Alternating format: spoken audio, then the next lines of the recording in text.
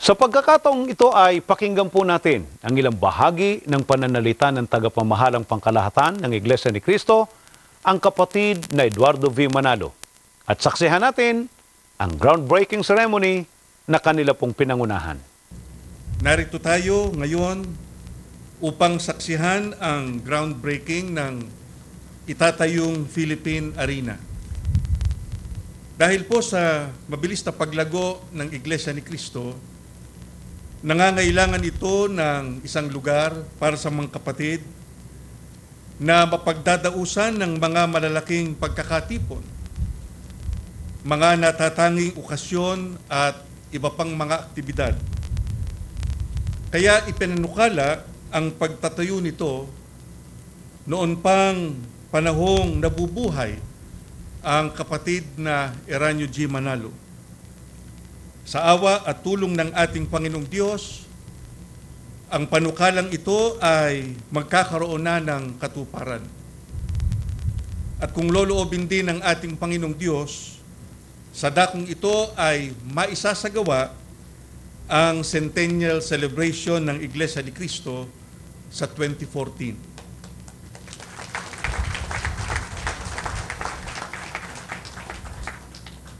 Ngunit ang gusaling ito ay tatawaging Philippine Arena sapagkat ito ay hindi lamang para sa mga kaanib sa loob ng Iglesia ni Cristo. Ipaglilingkod at ibabahagi rin namin ang paggamit nito sa lahat ng aming mga kababayan at maging sa international community.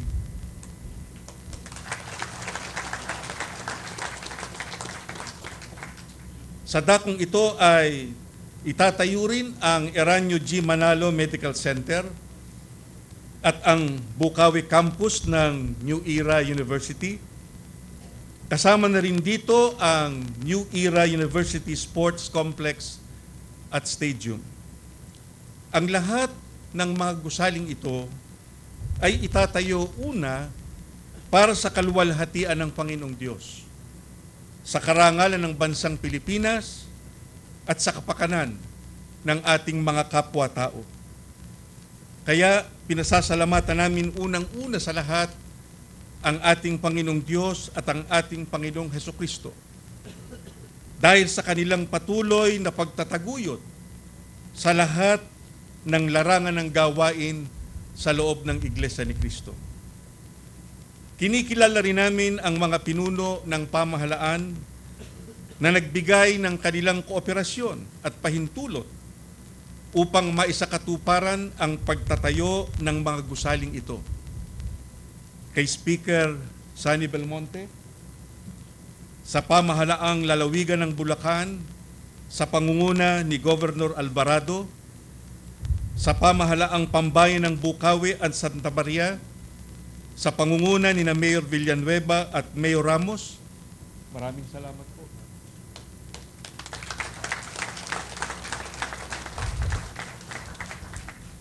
On behalf of the Iglesia ni Cristo, I would also like to express our confidence in the capability of the design and construction groups we have engaged to undertake this project.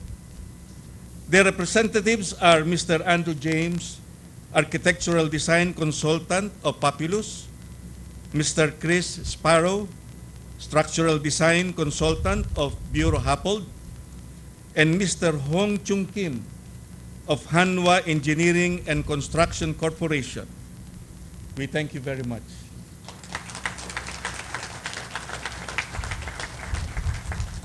Inahanyahan namin kayo ngayon mga kapatid at mga kaibigan na atin pong gawin na ang groundbreaking ceremony. Marami pong salamat. Magandang umaga sa inyong lahat.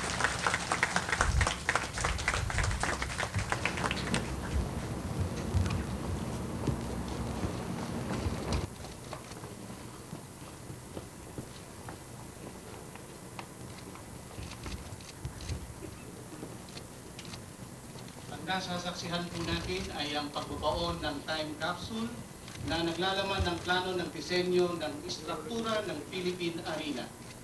Palakpakan po natin ang ating tagapamahalang ng kalahatan at ang kanilang mga dekan.